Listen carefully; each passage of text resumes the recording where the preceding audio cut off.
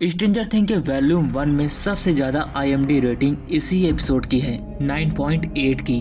और इस एपिसोड का नाम है सॉकर यानी कि जादूगर। वीडियो के लास्ट में इस वॉल्यूम 1 जितनी भी थ्योरीज थी उन सब पर बात करेंगे।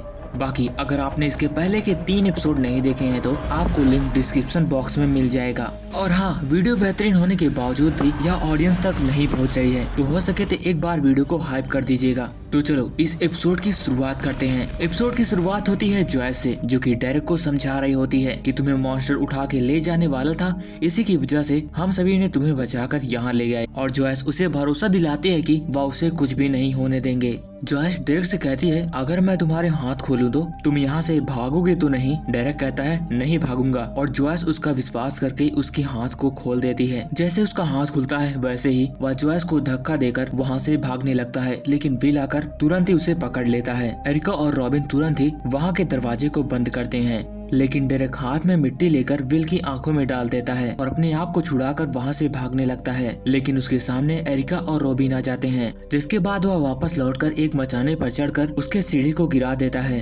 रॉबिन उसे बार बार समझा रहे थे कि हमारी बात मानो, नहीं तो वो मॉन्स्टर आकर तुम्हें उठाकर ले जाएगा, और जिसे तुम मिस्टर वॉटसेट कह रहे हो वही इन मॉन्स्टरों को भेज रहा है। लेकिन डेरेक गाली देकर उन सबको चुप करा देता है। तभी विल को एहसास होता है कि वह डेमोगॉर्गन उन्हीं की ओर आ रहा है। विल उसकी आंखों से देख भी सकता था। थोड़ी ही देर में वहाँ का दरवाजा खटखटाने लगता है। जॉयस तुरंत ही एक कुल्हाड़ी लेकर उसके सामने खड़ी हो जाती है। जॉयस जैसे जैसे कुल्हाड़ी चला रही थी वैसे वैसे वह डेमोगॉर्गन पीछे होता जा रहा था, और जैसे ही वह दरवाजे के बाहर जाता है वैसे ही स्टीव गाड़ी से उसे ठोक देता है। जैसे ही वह डेमोगॉर्गन गाड़ी से नीचे गिरता है वैसे ही विल भी नीचे गिरकर तड़पने लगता है। इसके बाद वह डेमोगॉर्गन वहाँ से भाग निकलता है, लेकिन वह दरवाजा अब भी खुला था। इसी वजह से स्टीव कहता है, कुर्सी की पेटी बांध लो, हम लोग भी अपसाइड डाउन वर्ल्ड में जाने वाले हैं। और गाड़ी को तेजी से लाकर उस दीवार को घुसाते हुए अपसाइड डाउन वर्ल्ड में चला जाता है, और वहाँ से उस डेमोगॉर्गन को डस्टिन ट्रैक करने लगता है। इसके दूसरे ही सीन में विल को विजन दिखाई देता है कि विक्ना ने कई सारे बच्चों को अगवा करके उनको बंदी बनाया हुआ है, जिसमें कि एक होली भी है।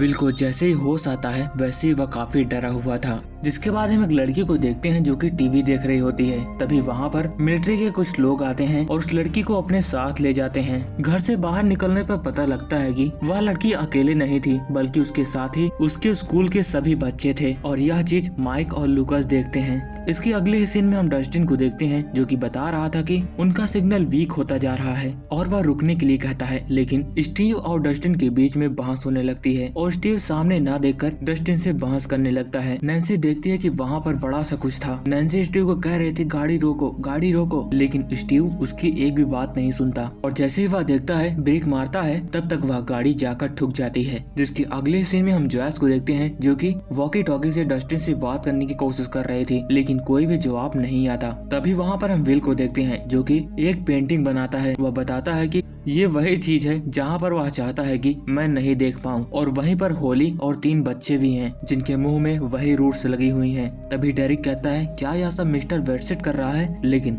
एरिका बताती है, उसका नाम मिस्टर वेटसेट नहीं है, हेनरी है, और तुम विक्ना भी कह सकते हो, या फिर नंबर 1 भी। तभी वहाँ पर माइक और लुकास भी पहुँच जाते हैं। वो बताते हैं कि हमने काफी देर से मिलिट्री वाली बस का पीछा कर रहे हैं, और वह स्कूल के जितने भी बच्चे हैं सबको बस में बिठाकर कहीं ले जा रहे हैं, और रात के 12 बजे वो स्कूल तो जा नहीं रहे हो। जिसके अगले सीन में हम अपसाइड डाउन के बेस का सीन देखते हैं, जहाँ पर डॉक्टर के बता रहे थे कि जिस दिन होली गायब हुई थी उसी दिन 11 भी वहाँ दिखी थी, यानी कि हो सकता है 11 ही उन बच्चों को अगवा कर रही हो। इस पर सानिवान पूछता है कि क्या वह उन्हें बचा रही है या फिर मार रही है। तब डॉक्टर के कहती है, इससे कोई मतलब नहीं, तुम जाकर मैक्सी तक पहुँचो, अब तक बच्चे भी वहाँ पर आ चुके होंगे। तभी हम मैक्स को देखते हैं, जो कि होली को बता रहे थे कि मुझे माफ करना, मैंने तुम्हें डरा दिया, लेकिन मुझे ऐसा करना पड़ा। और होली, तुम्हें पता है ना मैं कौन हूँ? मैं कई बार क्या, बहुत बार तुम्हारे घर आ चुकी हूँ। तब होली कहती है, हाँ तुम वही हो ना, बोर्ड स्केटिंग करती हो और हमेशा हेडफोन लगाकर गाने सुना करती हो। मैक्स कहती, हाँ मैं वही हूँ। लेकिन होली, अब तुम सोच रही होगी कि मैं तो वहाँ हॉस्पिटल में कोमा में हूँ, लेकिन फिर यहाँ कैसे? तभी जंगल से खट की आवाज आती है, जिसके बाद मैक्स होली को लेकर उस पहाड़ की ओर निकल जाती है। रास्ते में बताती है कि हेनरी ने मेरे लिए मैग भेजा था और उसने लिखा था कि मुझे यहीं मिलना है। तब मैक्स बताती है, वह हेनरी नहीं बल्कि मैंने भेजा था, क्योंकि और कोई चारा भी नहीं था तुम्हें यहाँ तक लाने का। होली पहले तो काफी डर जाती है, लेकिन मैक्स उसे विश्वास दिलाती है कि वह उसे नुकसान नहीं पहुँचाएगी। जाएगी बल्कि उसकी मदद कर रही है और उसे अंदर माउंटेन की गुफा में ले जाती है जहाँ पर मैक्स रहा करती है। जिसके बाद वह होली को वहाँ से पूरी जगह को दिखाती है और वह बताती है कि यह एक जेल है, हेनरी का जेल, और जो तुम ये पलों को जी रही हो यह सिर्फ एक याद है हेनरी के दिमाग में। तभी हम बस में बच्चों को देखते हैं जिसमें से एक लड़की काफी डरी हुई थी, लेकिन उसकी टीचर आकर बताती है कि ये तुम्हें नुकसान नहीं पहुंचाएंगे बल्कि तुम्हारी सेफ्टी के लिए तुम्हें यहाँ पर ले जाया जा रहा है। और तभी वह बस मैगजी तक पहुँच जाती है। इधर एरिका दूरबीन से नजर रखी हुई थी कि मैगजी में क्या हो रहा है। वह तुरंत ही बताती है कि यहाँ पर बस पहुँच चुकी है और उन्हें लाइब्रेरी के बगल में एक घर में ले जाया जा रहा है।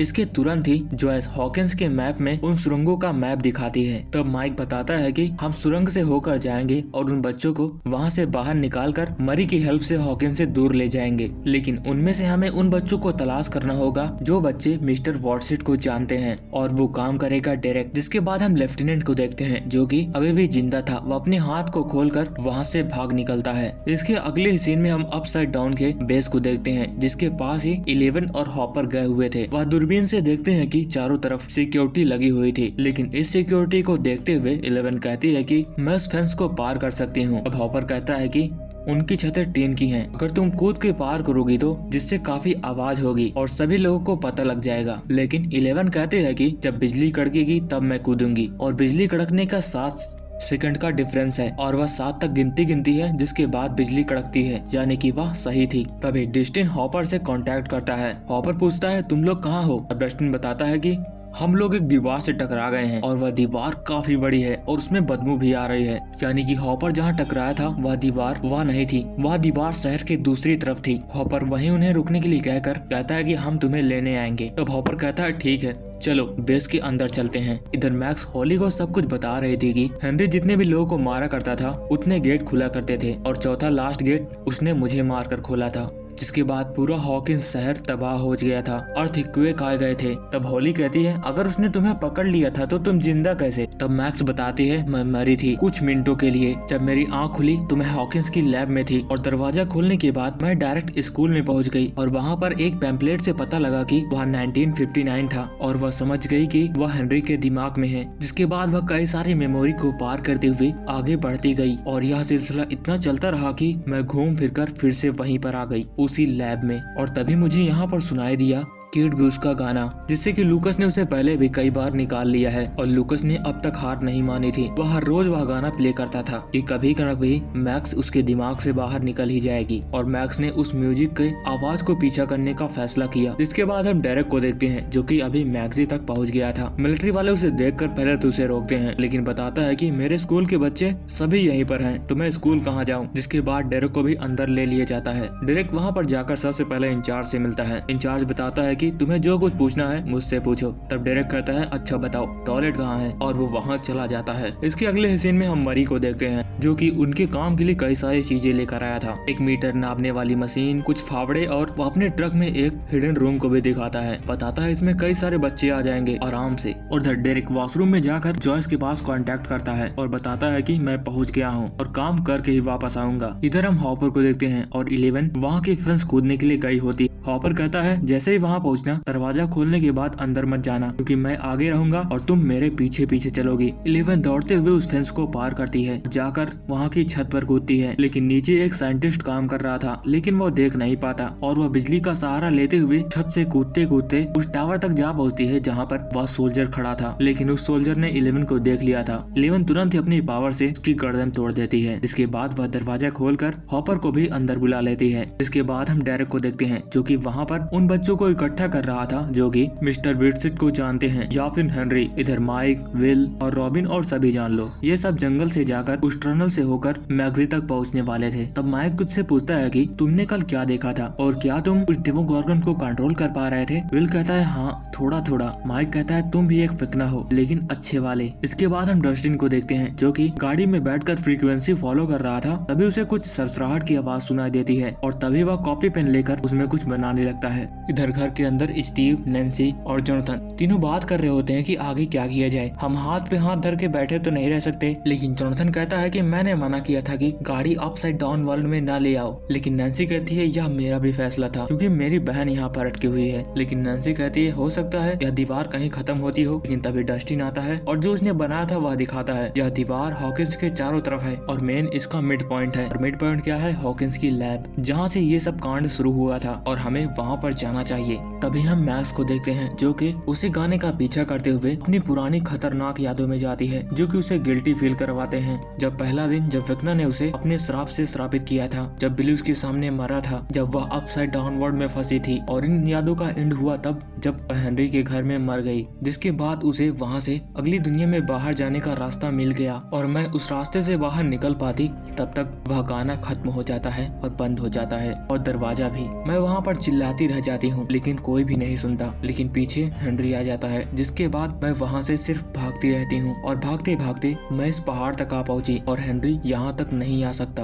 पता नहीं क्यों, लेकिन यहाँ पर कुछ ऐसी चीज है जिससे कि हेनरी डरता है और वो पहली बार मैंने देखा कि हेनरी बहुत डरा हुआ था। तब से मैं यहीं रहने लगी। लेकिन अभी हमारे पास एक और रास्ता है यहाँ से बाहर निकलने का, और तुम हो। तुम्हें उस घर में फिर से वापस जाना होगा ताकि हेनरी को बिल्कुल भी भनक ना लगे। लेकिन हॉली वहाँ पर नहीं जाना चाहती हेनरी के पास। मैक्स कहती है यहाँ से बाहर निकलने का सिर्फ एक ही रास्ता है और तुम्हें ये करना होगा। जिसके बाद हॉली वहाँ पर जाने के लिए तैयार हो जाती है। यहाँ पर हम सुरंग के बीच में विल और रॉबिन को देखते हैं जो कि आपस में बात करते हैं। तब रॉबिन बताती है कि मेरे साथ भी पहले ऐसा हुआ करता था जैसा तुम्हारे साथ हुआ है। मैं अकेली रहा करती थी, किसी से बात नहीं किया करती थी। लेकिन एक दिन मैं अपने बचपन की फोटोज देखी और उसको देखकर मुझे लगा कि पहले मैं कितना रहा करती थी। जिसके बाद मुझे ऐसा लगा कि जो चीज मैं दूसरों के अंदर तलाश रही हूँ वह तो मेरे ही अंदर है। और तब मुझे ऐसा लगा कि मेरे सिर से एक बोझ हल्का हो गया। इसके बाद मैं बन गई रॉबचिक रॉबिन। और विल रॉबिन की बातों से रिलेट कर पा रहा था और रॉबिन को समझ में आ गया था कि विल भी काफी अकेला है। जिसके बाद लूकस उन्हें बुलाता है कि हम यहाँ पर पिकनिक के लिए नहीं आए हैं, हमें आगे बढ़ता रहना होगा। जिसके बाद हम लेफ्टिनेंट को देखते हैं जो कि अब तक अपसाइड डाउन के बेस में पहुंच चुका था। वह तुरंत ही अंदर जाकर कहता है कि डॉक्टर के कहाँ है। और इधर लूकस और माइक भी उस पॉइंट तक पहुंच गए थे जहाँ पर वहाँ बाथरूम का रास्ता था और फावड़े से उसे खोदने लगते हैं। तभी हम हॉपर और 11 को देखते हैं जो कि एक डॉक्टर के ऊपर गन तानकर उससे पूछते हैं कि बताओ यहाँ से अंदर जाने का रास्ता कैसे खुलेगा। लेकिन वो बताता है कि मैं कभी नहीं जाता और ना ही मुझे पता है, और हॉपर उसे बेहोश कर देता है। 11 जैसे अपनी पावर से उस दरवाजे को खोलने लगती है वैसे ही वहाँ पर अलार्म बजते हैं और सारी डिवाइसेस ऑन हो जाती हैं, जिससे कि 11 अपने कंट्रोल को खो देती है और एक जगह तड़पती रहती है। इधर लेफ्टिनेंट के और कई सारे सोल्जर पूरे बेस में घूमने लगते हैं। यहाँ तक हम देखते हैं कि अब तक माइक और लूकस ने ऊपर का सिरा खोद लिया था, लेकिन अभी भी उस कंटेनर को खोलना बाकी था। और तभी वहाँ पर एक लड़की वॉशरूम के लिए आई हुई थी।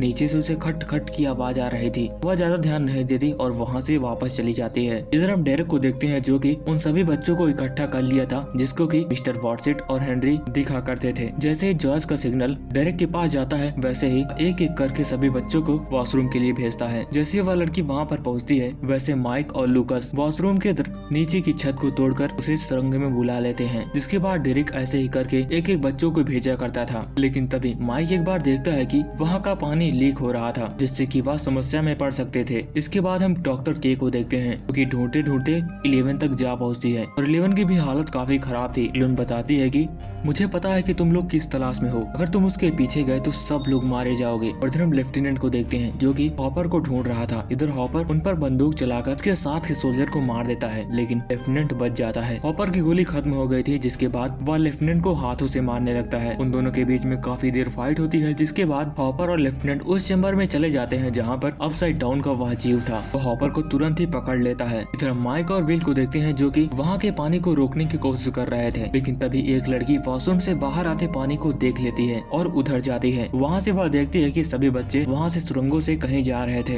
वह तुरंत ही वापस जाकर वहाँ के इंचार्ज को बताती है। जिसके बाद डेरेक के पास जितने भी बच्चे बचे थे सबको लेकर वॉशरूम में चला जाता है और दरवाजे को बंद कर लेता है। बाहर सोल्जर्स उसे खुलवा रहे थे, लेकिन तब तक विल और माइक भी उसे छोड़कर दरवाजे को बंद करने लगते हैं। इधर डॉक्टर के भी अब हॉपर के पास पहुँच चुकी थी और हॉपर को उस जानवर ने पकड़ रखा था। डॉक्टर के कहती है कि तुम नहीं जानते ये जीव क्या कर सकता है, इसकी पकड़ काफी तेज होती है तुम्हारी हड्डियों की चकना चूर कर देगा वो। और तुम्हें जो जो पता है सब कुछ बताओ, क्योंकि मुझे पता है कि तुम्हें वो चीजें पता है जो हमें भी नहीं पता। और वह उस चैम्बर के टेम्परेचर को घटाने लगती है, जिसके कि उस जीव की पकड़ और भी तेज होने लगती है। जैसे वह उसके टेम्परेचर को बढ़ाने लगती है वैसे ही उस जीव की पकड़ ढीली होने लगती है। तब हॉपर कहता है उखाड़ लो जो उखाड़ना हो। इसके बाद उस चैम्बर के टेम्परेचर को बढ़ाकर डॉक्टर के 11 के पास चली जाती है। 11 उठने की हालात में नहीं थी और उसकी शक्तियाँ भी काम नहीं कर रही थी। 11 और डॉक्टर के बीच में फाइट भी होती है, लेकिन हॉपर अपने पैरों से कर करके वहाँ के टेम्परेचर को एकदम बढ़ा देता है, जिसके बाद वह जीव कंट्रोल में आ जाता है। हॉपर अपने आप को छुड़ाकर डॉक्टर के ऊपर हमला कर देता है और उसके पास से स्वाइप कार्ड को लेकर डॉक्टर के को बेहोश कर देता है।